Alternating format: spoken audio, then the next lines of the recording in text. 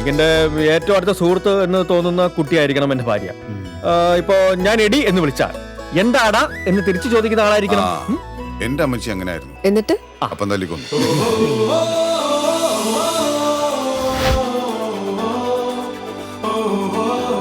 തന്നെപ്പോലൊരു കൂട്ടുകാരൻ എനിക്ക് പണ്ടേ ഉണ്ടായിരുന്നെങ്കിൽ എന്റെ കല്യാണം പണ്ടേ നടന്നു പോയി. കല്യാണോ? നീ മിനിമം ഒരു 1/2 ഡസൻ കുട്ടികളുടെ അച്ഛനായേനെ.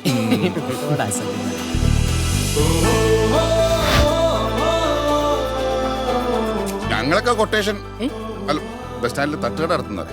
എല്ലാവരും രജിസ്റ്റർ ചെയ്യാൻ വന്നതാണ്. ഈ തിരക്ക് പിടിച്ച ജീവിതത്തിനിടയിൽ കല്യാണം കഴിക്കാൻ മറന്നുപോയി. ഈ ബീഫ് ഫ്രൈ എന്നതിൽ ലൈഫ് ഡ്രൈ ആയതറിഞ്ഞില്ല.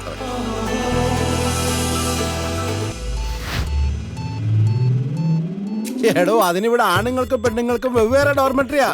അത് നന്നായി. ഇല്ലെങ്കിൽ കല്യാണത്തിന് മുമ്പേ ഇവിടെ നഴ്സറി സ്കൂൾ തുടങ്ങേണ്ടി വന്നേനെ. അച്ഛാ, ഞാൻ ബ്രിട്ടീഷുകാരനല്ല സത്യാഗ്രഹം ചെയ്ത് തോപ്പിക്കാൻ. ഇസ്ലാം കാര്യങ്ങൾ എത്ര? എന്താ ഇസ്ലാം കാര്യങ്ങൾ എത്ര? ഓപ്ഷൻസ് തരാവോ? എന്ത്? എന്തോ പ്രാർത്ഥിച്ച് 1 2 ലാർജ് അടിക്കണം സങ്കല്പിച്ച. Done.